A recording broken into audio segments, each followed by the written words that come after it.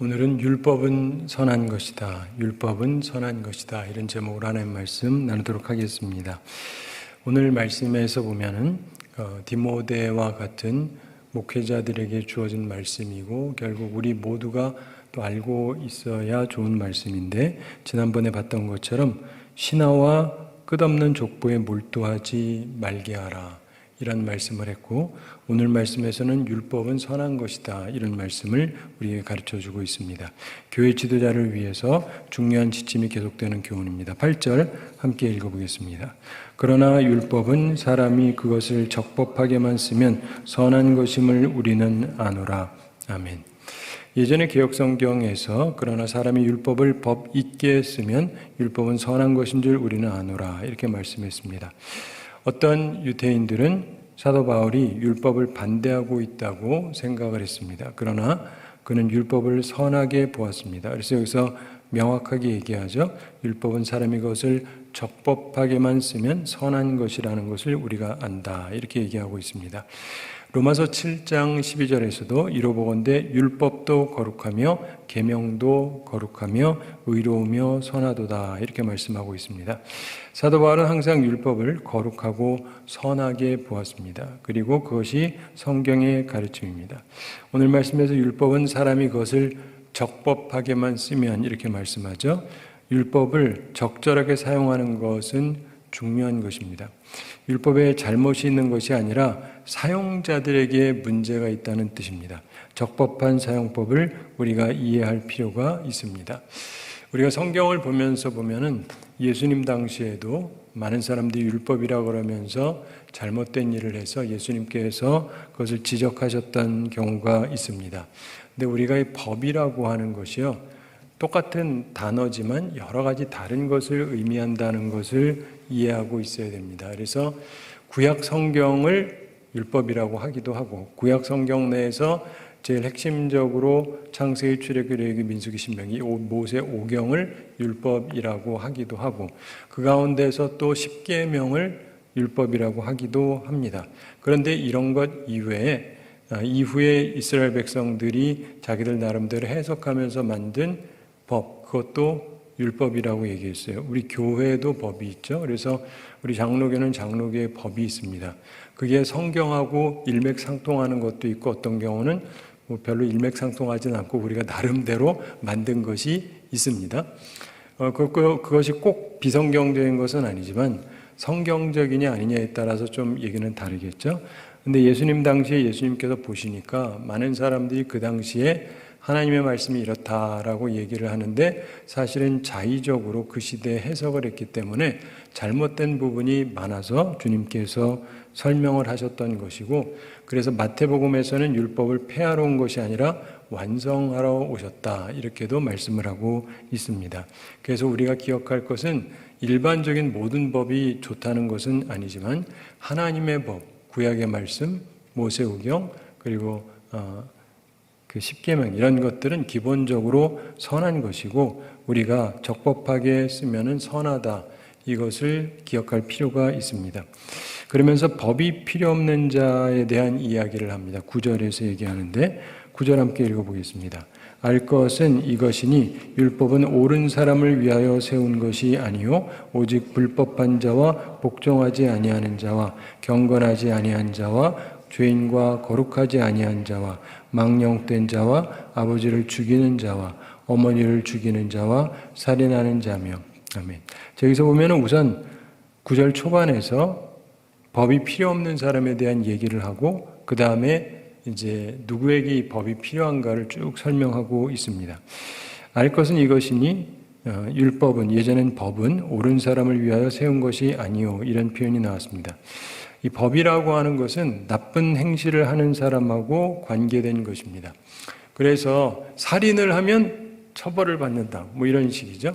그래서 나쁜 행실과 관련돼서 얘기를 하는 것입니다. 사기를 치면 벌을 받는다라든가 주로 나쁜 행실에 대해서 그러는 것이죠. 여러분 너무 착하면 혼난다? 이런 법은 없죠. 법은 대부분 잘못한 것에 대해서 해당하는 경우가 많습니다. 그래서 아주 착한 사람을 보면 저 사람은 법이 필요 없는 사람이다 이런 표현이 존재하지 않습니까? 아유, 저 사람은 진짜 법이 필요가 없다. 이런 얘기를 합니다. 이것은 오래전부터 있었던 표현입니다. 헬라의 안티파네스는 악한 일을 하지 않는 자에게는 법은 필요 없다. 뭐 이런 얘기를 했습니다. 그렇죠? 나쁜 일 안 하는 사람한테는 나쁜 일 하지 말라는 형태의 법은 사실 필요가 없습니다. 거짓말 안 하는데 거짓말하지 말아라. 도둑질 안 하는데 도둑질 하지 말라. 그런 법이 없어도 상관은 없죠. 그런 것처럼 기본적으로 법이 필요 없는 사람이 있긴 하지만 사실은 많은 사람들이 죄를 범하고 있기 때문에 그래서 법이 필요한 것이다. 이런 말씀을 해줍니다. 자, 사람은 생활에서 통제하는 요소가 있어야 됩니다. 중요한 것은 법이냐 사랑이냐 이런 것들이 있는데 우리를 통치하는 주요 요소는 법보다 사랑이 되는 것이 물론 좋습니다. 그러나 그것은 분명히 이상적인 말이죠. 현실 상황은 다릅니다. 그래서 법이 필요합니다. 법으로 통제하고 처벌해야 되는 죄들도 있습니다. 변화되지 않는 사람들이 많기 때문에 그렇습니다. 그래서 교회의 기본은 사랑이지만 교회에도 치리가 존재하는 것입니다. 당회도 존재하는 이유 중에 하나가 그거에 치리를 하기 위해서. 그래서 장로님들은 좀 온전한 분들을 세우셔야 돼요. 남을 뭐라고 할 수 있는 분. 신앙생활 좀 똑바로 하세요. 할 수 있는 사람이 서야 돼요. 자기도 안 하면서 똑바로 하세요. 이럴 수는 없으니까. 네. 근데 어쨌든 기본적으로 그래서 교회에도 칠이라는 게 존재하는 것입니다.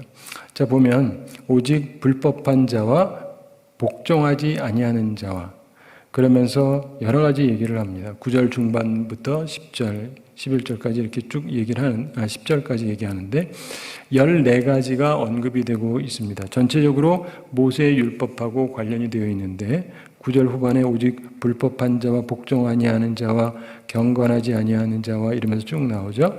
여기서 첫 번째로 불법하는 자 이야기가 나옵니다. 선악의 법을 알면서 고의적으로 깨뜨리는 사람을 말하는 것입니다. 모르고 한 것이 아닌 경우, 이런 경우는 불법하는 자라고 이야기를 하는 거죠. 범죄자 혹은 악인을 의미합니다. 자기 욕망을 채우기 위해서 법을 범하는 사람이 있습니다. 두 번째, 복종치 아니하는 자가 있다라고 말씀합니다. 순종하지 않는 사람이 있어요. 권위를 거부하고 거역하는 사람이 있습니다.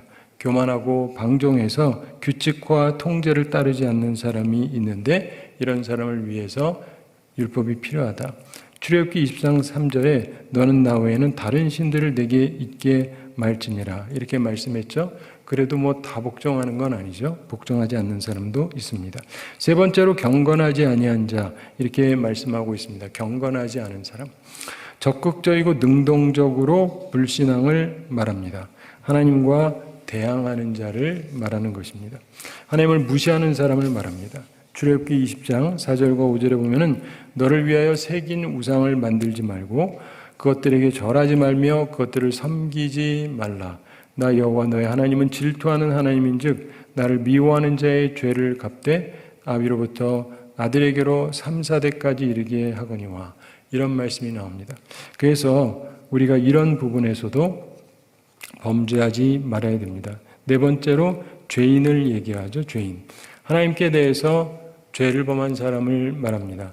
성격을 나타내는 말인데 쓸모없는 성격의 소유자라고 볼 수 있습니다. 도덕적인 모습이 없는 그런 사람을 말합니다. 다섯 번째로 거룩하지 아니한 자 이렇게 얘기하고 있습니다. 거룩하지 아니한 자, 단순한 위법자보다 더 악한 사람, 즉 궁극적인 신성함을 모독하는 자를 말합니다. 출애굽기 20장 8절에 보면은 안식일을 기억하여 거룩히 지키라 그랬죠? 근데 거룩하게 안 지키는 사람이 있습니다. 여섯 번째로 망령된 자 이렇게 말씀합니다. 신성한 것을 세속적으로 만드는 사람이 있습니다. 즉 만지는 모든 것을 더럽히는 자를 말합니다. 하나님께 바쳐지지 않은 사람을 뜻하죠. 출애굽기 20장 7절에 보면 너는 너의 하나님 여호와의 이름을 망령되이 일컫지 말라. 나 여호와는 나의 이름을 망령되이 일컫는 자를 죄 없다 하지 아니하리라 이렇게 말씀했습니다. 그럼에도 불구하고 그러는 사람들이 있습니다. 일곱 번째로 아버지를 죽이는 자와 어머니를 죽이는 자 이렇게 얘기합니다. 예전에 개혁성경에 보면 아비를 치는 자와 어미를 치는 자 이렇게 얘기했어요. 그리고 부모를 죽이거나 학대하는 자를 이야기합니다. 부모님에게 대해서 감사하는 마음을 가지고 존경하는 마음을 가지고 있어야 되는데 그렇지 않고 부모에게 잔인한 타격을 주는 사람들, 이런 사람들 때문에 율법이 존재한다. 이렇게 말씀하죠. 출애굽기 20장 12절에 보면은 내 부모를 공경하라. 그리하면 너의 하나님 나 여호와가 내게 준 땅에서 내 생명이 길리라. 이런 말씀을 했습니다. 그러면서 출애굽기 21장 15절에서는 그 아버지나 어머니를 치는 자는 반드시 죽일지니라. 이게 성경 말씀입니다. 그 아비나 어미를 저주하는 자는 반드시 죽일지니라. 이렇게도 말씀을 했습니다. 그런 죄에 대해서 그런 죄를 지으면 안 된다고 분명하게 경고하시는 것입니다. 8번째로 살인하는 자라는 말씀을 합니다. 글자 그대로 살인하는 사람도 있습니다. 출애굽기 20장 13절에 보면 살인하지 말지니라 이렇게 분명히 말씀했죠. 예수님께서는 형제를 미워하는 증오도 여기에 포함을 시키셨습니다. 그래서 우리가 조심해야 되는데 바로 이러한 안 좋은 것들에 대해서 금하기 위해서 이 법이 존재하고 우리를 가르쳐 주는 것입니다. 그러면서 10절에 또 몇 가지가 나오죠. 10절 함께 읽어보겠습니다. 음행하는 자와 남색하는 자와 인신매매를 하는 자와 거짓말하는 자와 거짓 맹세하는 자와 기타 바른 교훈을 거스리는 자를 위함이니. 아멘.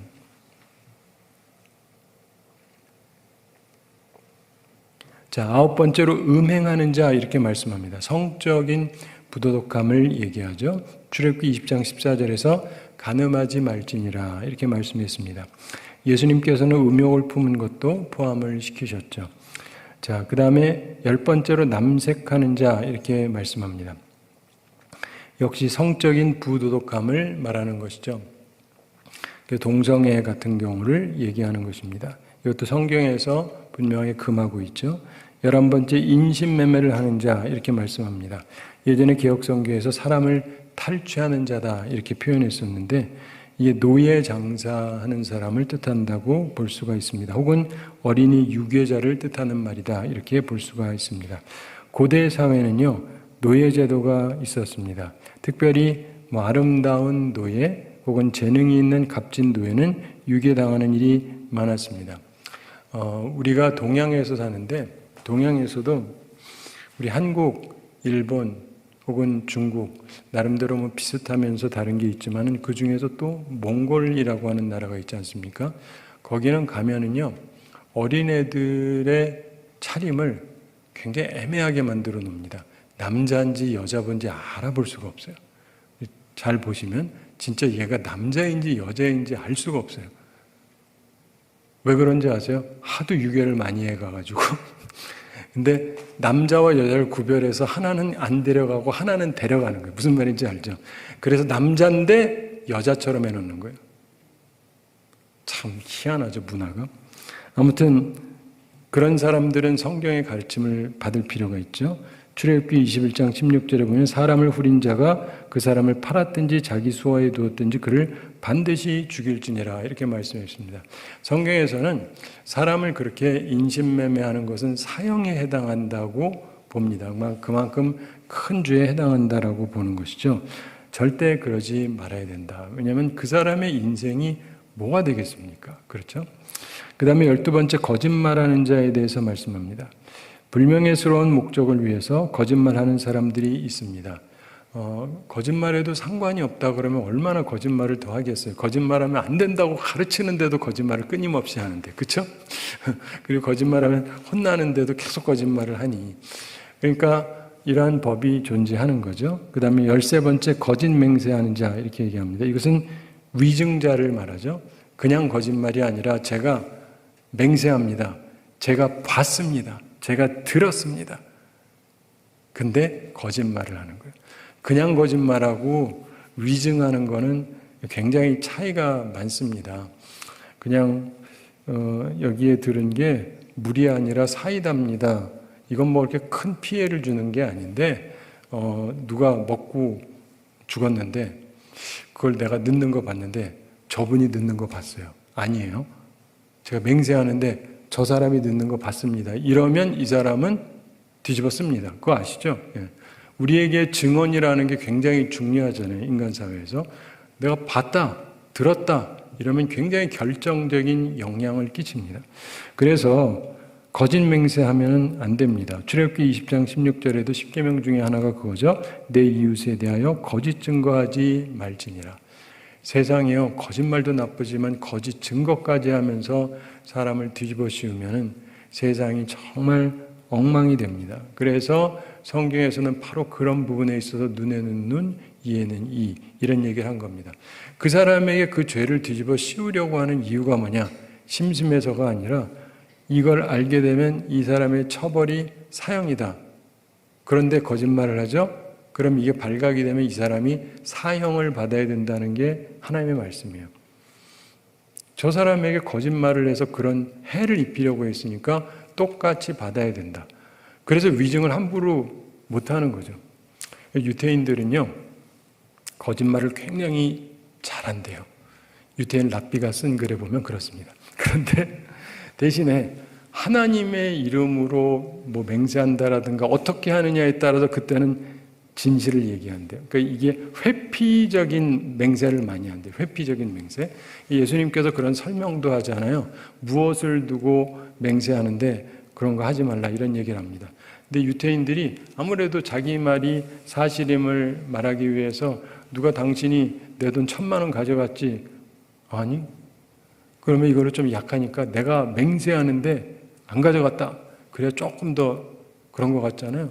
근데 내가 우리 교회를 걸고 뭐 한다 뭐 이런 식으로 하면 조금 더 신빙성이 있어 보이죠.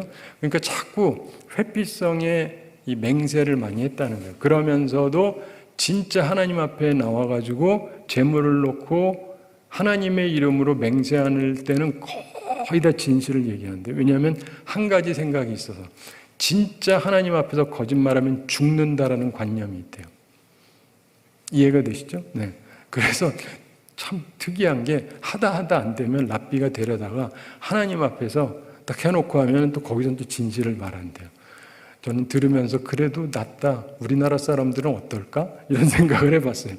그래서 하나님 앞에서라면 이거는 좀 그래야 되는데, 어쨌든 거짓 맹세하지 말라. 왜냐하면 굉장히 해가 가는 거거든요. 그 다음에 14번째로 기타 바른 교훈을 거스르는 자를 얘기합니다.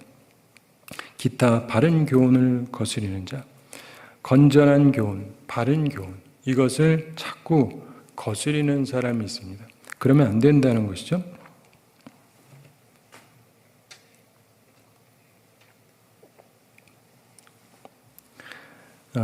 이 부분을 가지고 영어에서 whatever else is contrary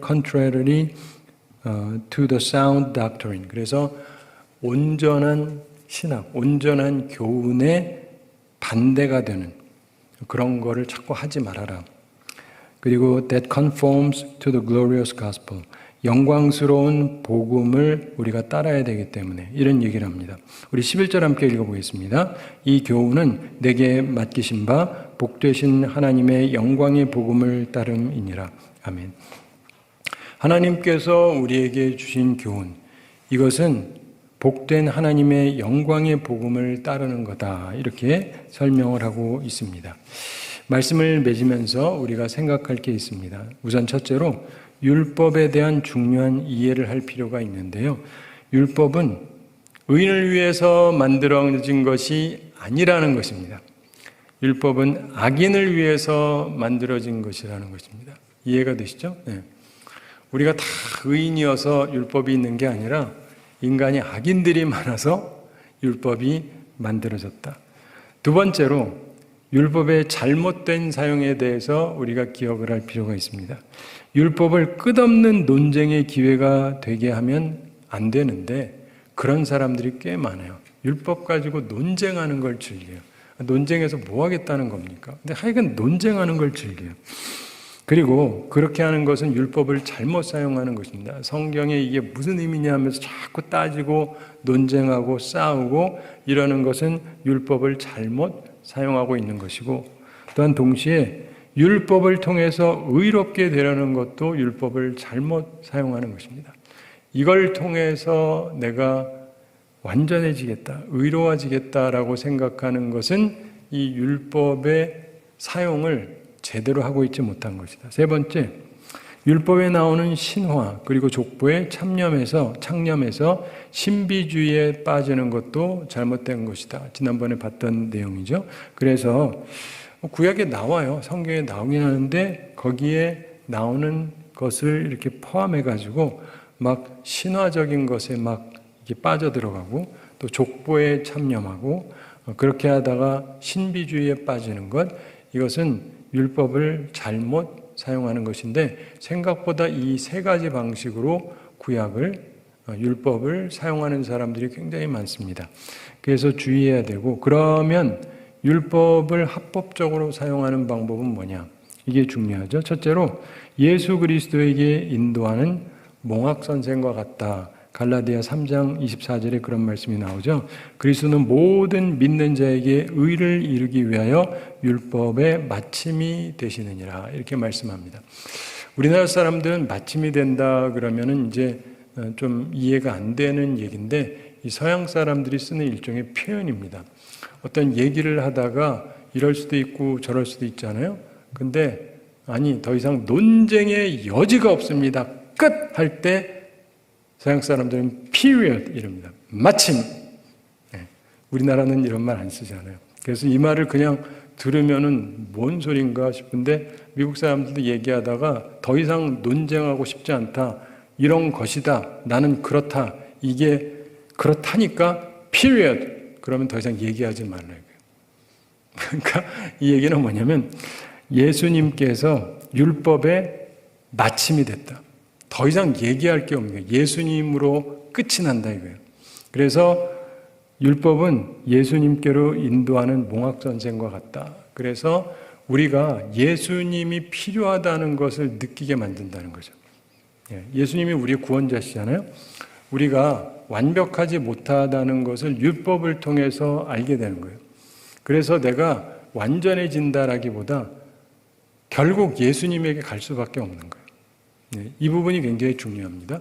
예수님이 우리를 구원하시는 분이고 우리의 죄를 씻어주시는 분인데, 그렇기 때문에 우리는 예수님이 필요하다. 율법을 따라서 보다 보면 결국은 예수님에게 갈 수밖에 없다. 예수님 안에서 모든 것이 끝나게 된다. 이렇게 사용할 때 이게 율법이 바르게 사용되는 것입니다. 두 번째로, 율법이 우리의 불완전함, 죄를 계시해 주므로 예수 그리스도에게 인도한다는 것을 기억을 해야 됩니다. 로마서 3장 20절에 보면은 율법으로는 죄를 깨달음이니라, 이렇게 말씀해요. 여러분, 성경 말씀을 계속 보고 특별히 율법을 가지고 쭉 살피다 보면은요, 완전할 수가 없구나라는 걸 깨달을 수밖에 없어요. 이거는 성경 말씀대로 안 살아보려고 하던 분들은 잘 모르겠지만, 그래도 성경에 있는 대로 살아보려고 노력을 하다 보면은 이게 어느 선에서 어느 정도까지는 되는데 최종적으로 이게 완벽하게 할 수가 없다는 것을 인정하는 수준에 도달할 수밖에 없어요. 예를 들면 10계명만 하더라도 그 여러 가지가 있지만 그 중에서도 우리가 잘 못 지키는 거 빼놓고도 마지막 10번째 계명이 뭐냐면 남의 집에 있는 것들을 탐내지 말라요. 훔치지 말라는 게 아니고요. 권사님 집에 뭐 있는데 저 남편이 너무 좋아, 나도 저런 남편이 있으면, 그래도 되지 않아요? 지금 뭐 간음한 것도 아니고 딴짓한 것도 아니에요. 근데 탐내는 게 죄라는 거예요. 그 집에 애들이 너무 좋아, 쟤들이 우리 애들이면 좋을 텐데. 그럴 수 있잖아요. 근데 탐내지 말래요. 그 집안에 누가 됐든, 남편이 됐든 아내가 됐든 자녀가 됐든 종이 됐든 무엇이 됐든 남의 집 거를 탐내지 마라. 오해하지 마세요. 그거 훔쳤다는 얘기 아니에요. 뭔 짓을 했다는 얘기가 아니에요. 아무것도 안 했어요. 근데 마음에 탐심이 있었어요.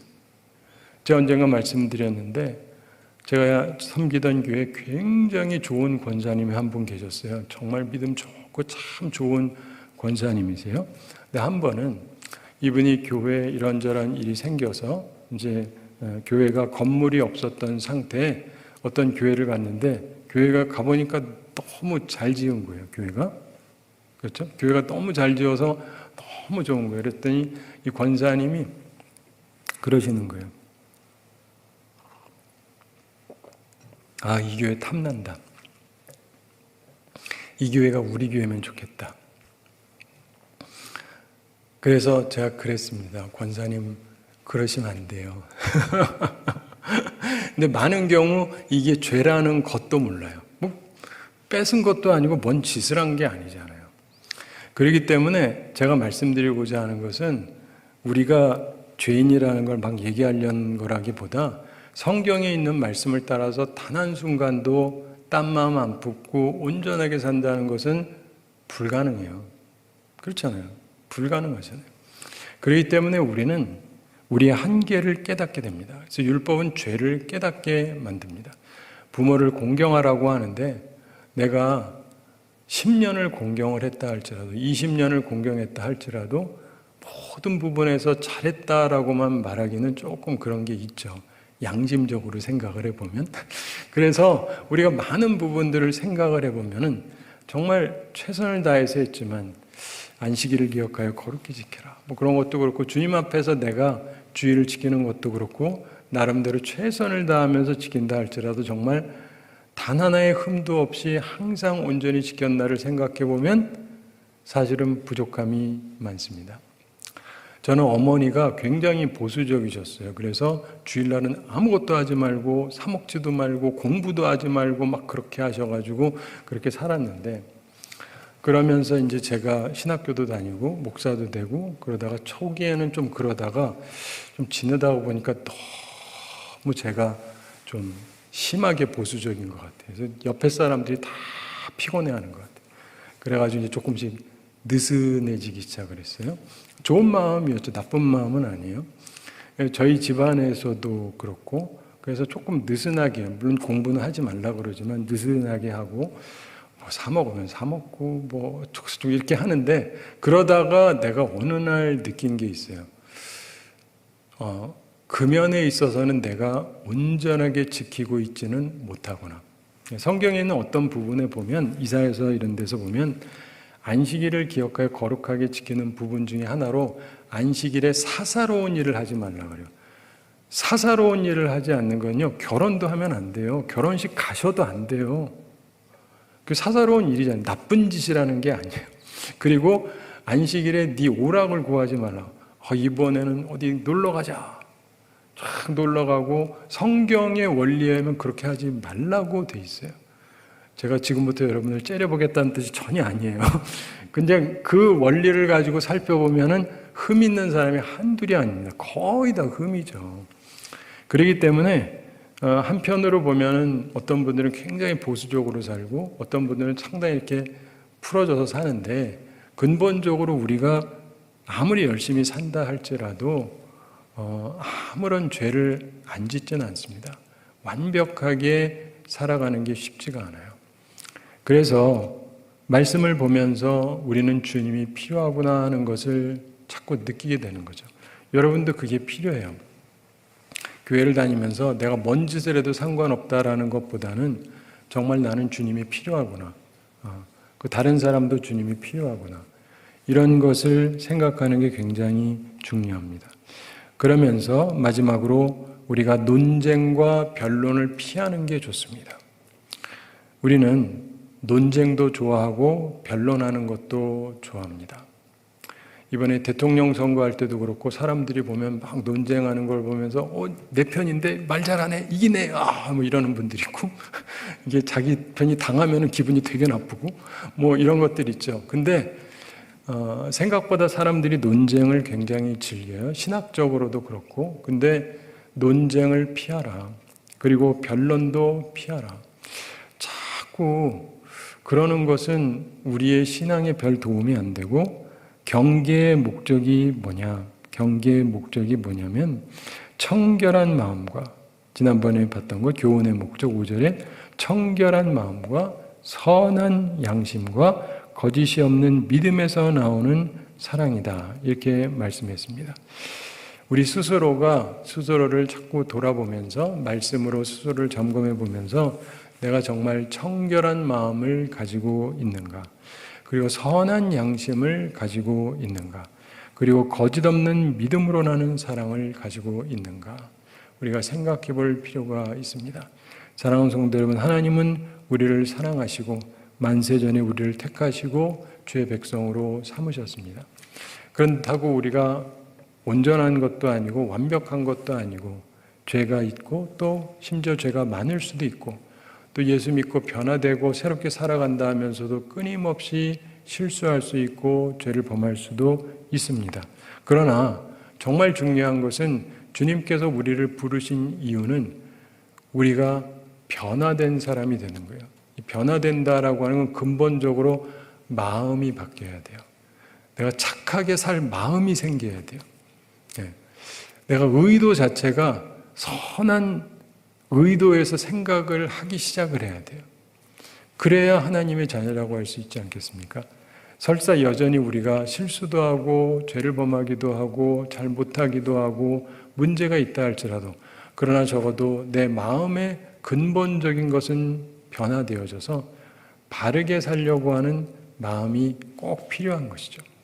사랑하는 성도 여러분, 그런 차원에서 우리는 주님을 바라보면서 살아야 되고 또한 우리가 잘못됐을 때 자꾸 변론에서 내가 옳다, 내가 뭘 잘못했느냐 이런 게 아니고 스스로를 자꾸 돌아보면서 청결한 마음을 가지려고 선한 양심으로 살아가려고 그리고 진정한 사랑, 거짓 없는 믿음으로 나는 사랑으로 사랑하려고 노력을 해야 되는데 목회자가 이런 관념을 가지고 성도들을 가르치고 자신도 그렇게 살려고 노력하고 또 성도들도 그렇게 살아가게 될 때 어떻게 될지를 생각해 보십시오. 훨씬 더 교회가 아름다워지고 세상이 아름다워지지 않겠습니까? 이 말씀을 기억하면서 결코 율법은 나쁜 게 아니라 선한 것이라는 걸 기억하시되 그 율법을 가지고 남을 공격하는 게 초점이 아니라 이 율법을 통해서 우리 스스로를 돌아봐서 주님께로 가게 하고 그래서 청결하게 살아가도록 이끄는 거라는 걸 잘 이해하면서 다른 사람에게도 적절하게 인용하시고 또 우리 스스로에게도 온전하게 인용해서 복되게 살아가는 우리 모두가 되기를 바랍니다.